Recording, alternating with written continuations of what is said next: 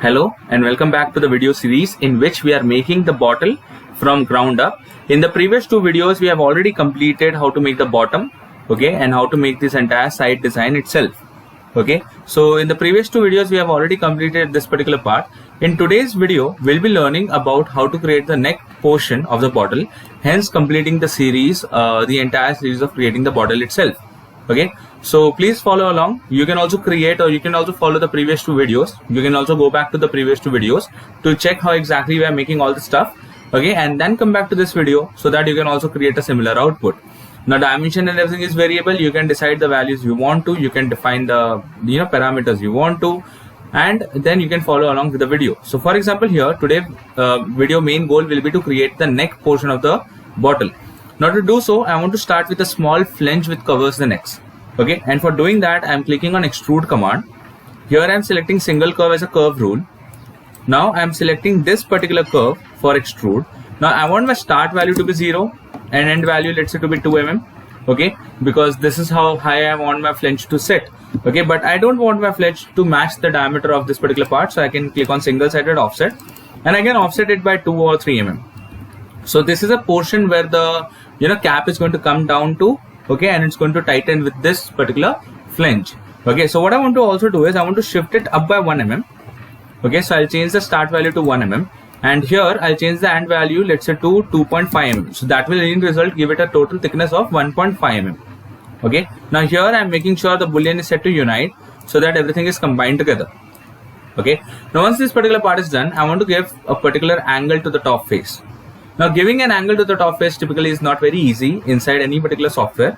Okay, now for that what we can do for that matter is either you can use the revolve command to make this, okay, or make this particular part easier, okay, or else in synchronous modeling we also have an option called let me check where exactly that option is. Not make coplanar, not make coaxial. Edit cross section is the edit section is the name of the option. I'm just trying to search for it. Label chamfer, linear radial dimension. Yeah, edit cross section. So this is the option itself. Now once I go to edit cross section, I can select 1, 2 and 3 faces. Now I can select the plane using which I want to edit my cross section. So I can select any side plane I wish to.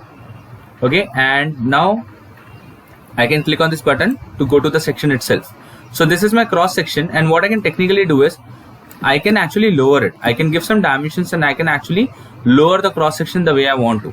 Okay, that's a symmetrical cross section. Okay, so now what I want to do is I want to make it lowered. So I'll just make this particular point fixed where it is, and I also want to make this particular point fixed where it is. Then I want to delete this collinear constraint so that it can be allowed to get lowered. Okay, along with that I want to make this particular point fixed where it is. Okay, and then I want to lower it. Now you can define the angle either way, okay, for lowering, and once this particular part is done you can click on finish. Okay, and I can now see the preview. If the results are available, the face no longer intersect with the neighboring faces, so I guess I made a mistake in particularly selecting the geometry. So I'll cancel that particular command and go with a more traditional way of creating a draft. Okay, now for creating a draft I can use this particular option called edge option of draft, and here the stationary edge is going to be this edge. Okay, and it is going to technically draft that face. So I'm going to click on flip button so that it drafts the required face for me, and here I can change the angle. So for example, I want to give it an angle of this 77 degree approx. So 77 degree, if you are considering for the flat face, it is technically 13 degrees, that is 90 minus 77. So if I give 80 degree over here, that is technically 10 degrees. Okay, so here I am creating a draft of 10 degree and I am happy with the result, and this is how the results are going to look like.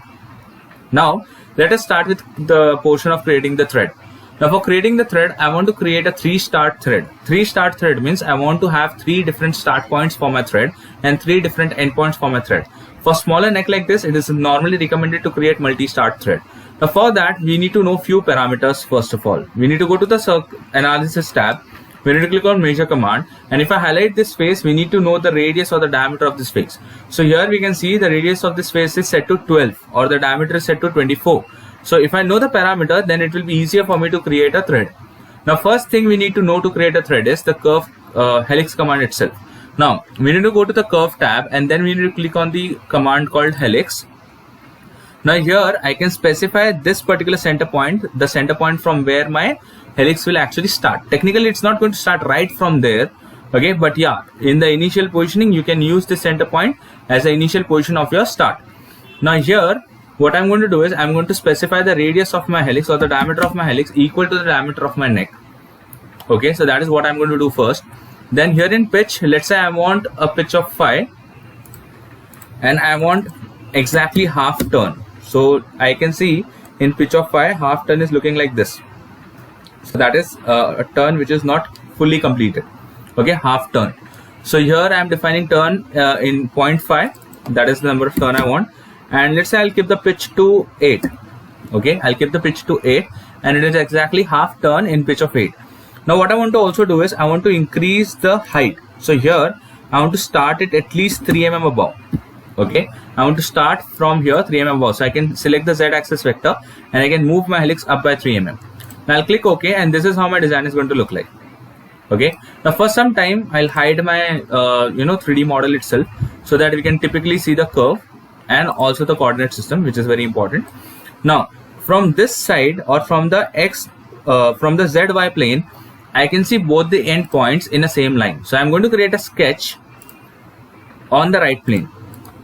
Okay, so I'm creating a sketch on the right plane, the plane from where I can see both the end points in the same line.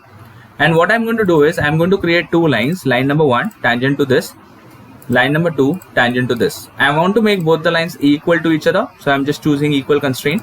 Now why we are doing this you will understand in a couple of minutes. Okay, and here let's say the length is 8. You can define whatever length you want to.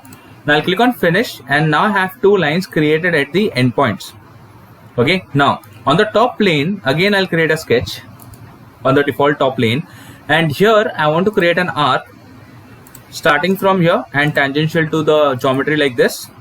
Okay, now making sure it's a 90-degree arc, so I'm just making this and this vertical, and here let's say I want to set the radius to 6. Okay, you can go for a higher radius value if you want to, but I want to for now keep the radius to 6. I'm going to mirror this arc on the other side because technically it's the same geometry, and now I'll click on finish. So I have total of 4 curves over here, 2 arcs and 2 lines. Now I'm going to click on curve command, and inside that I'm going to click on combine projection. Now once I click on combine projection, I need to select curve 1. So let's say the upper line is going to be my curve 1, and for curve 2 I'm going to select the right side one. Okay, upper is going to go on the right, so I'm going to select the right side one. I'll click on apply, and you can see now my helix is looking somewhat like this. Okay, now for curve 2, for the second command itself, so I'm selecting this, the bottom one and the left one, and I'll click OK again, and this is how exactly it's going to look like. So I can now hide my 2 sketches. Okay, now before we continue, I want to create a sketch. Okay, let's say on the path, and the path is going to be this. Okay, but I don't want to create it anywhere. I want to select a single curve, and I want to create it exactly at the starting of the curve. Okay, so this is where exactly I want my sketch to be. Now what I also want to do is, while doing this sketch, I want to show my bottle itself so that I can see the bottle correctly, and I want to use the intersection curve of the bottle, okay, to create my sketch. I want to use the intersection sketch of my bottle to create this particular sketch. Now what I'm going to do is I'm going to create an angular line, a line like this, or let's say I'll not use the intersection curve, I'll just create it by myself. So I'm creating an object like this, suppose a shape like this, and I want my thread to be flat from the bottom, so I'm just creating one line over here. Now here what I'm going to do, I'm going to define the height of, let's say, 0.6 to the back side.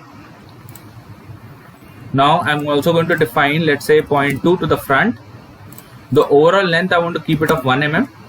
Okay, so this is how my thread parameters are.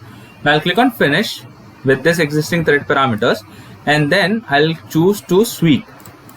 Now because of that design what I just created in the beginning, okay, so I'm going to select over here connected curve. So let's say I'm selecting over here connected curve, the entire thing, and along with that in guide I'm going to select tangent curve, this entire thing. And because of my design itself, this is how it's going to look like. Okay, now because I'm creating a sweep on a 3D curve, I'm going to use this option called vector direction and choose the vertical vector to make sure it is properly created. Okay, now if you don't know what exactly this particular option is doing over here, okay, you can go and check my video of sweep in which I have already explained all the orientation option in great detail. Okay, now I can click OK, and this is how exactly the model is looking, okay, or the thread is looking. So you can see the thread is starting and ending inside the bottle itself. Now what I can do is I can just hide all my curves, okay, and then before I unite, I need to hide the bottle. And here there is an option inside home tab, there is an option called offset. So I need to offset this inside by 1 mm, so that there is no possible way there is a gap between the bottle and the thread. Okay, so now there is no possible way there is a gap between the bottle and the thread itself. Now as I told you, I want to create a multi-start and typically 3-start thread. What I'm going to do now is I'm going to click on pattern geometry. Before unite, I'm going to select this. Circular pattern is the type of pattern I want to create.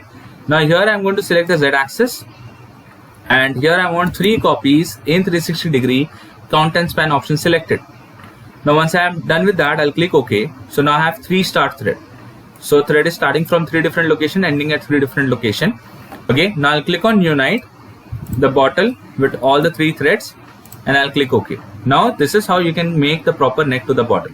Okay, so I hope you understood how exactly we can make it. Now many of you might have a question about how to make the bottle hollow, and fairly it is very simple. You can just simply go to the shell tab or the shell command, define the thickness here and make the bottle hollow if you want to. And I would recommend if you want to make the bottle hollow, make it before the thread is even created. Okay, otherwise the thread will also be a part of the shell itself, or this particular feature, as you can see, will also be the part of the shell itself. Okay, now I don't recommend doing shell for the bottle normally. Okay, the reason is because we never need a hollow bottle to actually manufacture it. We need a solid bottle so that we can create cavities out of it. Okay, and generally it is created with blow molding technique, and even threads are something which is not necessary for a bottle to be created for manufacturing, because generally they are already pre-built on a pre-form. Okay, and if you are new to manufacturing, you will understand this concept after some time. But yes, we don't need to make a bottle hollow for practical manufacturing, and also we don't need to make a thread on the top of the bottle for practical manufacturing. Okay, so thank you very much for watching. Have a great day ahead.